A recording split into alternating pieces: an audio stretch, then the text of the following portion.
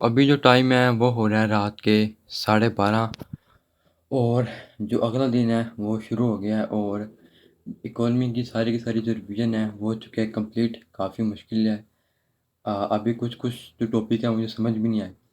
तो मैंने डिसाइड ये किया था कि मैं सारी रात जाग कर पढ़ूंगा, लेकिन अब मुझे याद आया कि मैंने कल डिसाइड किया ये भी किया था कि मैं रात को सोऊंगा और सुबह जल्दी उठने की अपनी जो हैबिट है वो डेवलप करूंगा, क्योंकि मेरे सारे के सारे एग्ज़ाम सुबह 8 बजे हैं। तो मुझे सुबह जल्दी उठकर जो मेरा जिस दिन मेरा जो एग्ज़ाम होगा उसके इम्पोर्टेंट टॉपिक दोबारा रिवाइज़ करने होंगे। तो इसलिए सुबह जल्दी उठने की आदत डेवलप करनी होगी। तो अभी फ़िलहाल मैं जा रहा हूँ सोने। मैंने मेरा व्लॉग एडिट नहीं किया, वो मैं सुबह उठकर एडिट कर लूँगा। और आज के व्लॉग में इतना ही। मिलता हूँ कल मैं आपको एक नए व्लॉग के साथ। अल्लाह हाफ़िज़।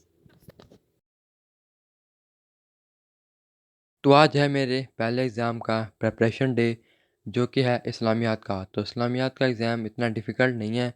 बस इसमें जो आपको डेट्स है और जो सीक्वेंस होता है उसको याद रखना इम्पोर्टेंट होता है। तो सुबह उठने के बाद मैंने अपनी एक टू डू लिस्ट रेडी की। टाइम लॉग बुक रेडी करने के बाद मैंने मेरी रिवीजन स्टार्ट कर दी। थोड़ी देर रिवीजन करने के बाद फिर मैंने जो मेरे पेंडिंग में बड़े व्लॉग हैं उन सबको एडिट करना स्टार्ट कर दिया, क्योंकि मैं चाहता हूँ कि मैं मेरे एग्ज़ाम स्टार्ट होने से पहले जो भी मेरे पेंडिंग लोग हैं सबको एडिट करके इनका काम जो है वो ख़त्म कर दूँ। तो अभी जो टाइम है वो हो रहा है रात के 9:37। आज का पूरा दिन भी कहाँ गुजर गया पता ही नहीं चला। तो अभी फ़िलहाल मुझे पढ़ने का मौका मिला है और अब मैं रात को ही सारा पढ़ने वाला हूँ। वैसे कोई इतना मुश्किल काम नहीं है, क्योंकि मुझे बस इंग्लिश के बेसिक रूल्स और जो ग्रामर है उसको रिवाइज़ करना है। उसके अलावा मुझे और कुछ भी नहीं करना। और दूसरा ये कि जो अब गर्मी है वो अपनी पीक पर पहुंच चुकी है। अभी कुछ दिन लगभग 5 से 6 दिन तक ये अपने पीक पर रहेगी। देन फिर ये वापस कम होना स्टार्ट हो जाएगी। और मेरा ये पर्सनल एक्सपीरियंस है कि सर्दियों में चाहे आपको वर्कआउट करना हो, चाहे आपको ग्राइंडिंग करनी हो, चाहे आपको 10-10 12-12 घंटे काम करना हो, कुछ भी करना हो, सर्दियों में आपके लिए हर काम काफ़ी इजी रहता है। लेकिन गर्मियों में आपके लिए जो भी काम है, चाहे वर्कआउट हो, चाहे वो 10-10 घंटे बैठकर काम करना हो, वो बहुत ही मुश्किल होता है।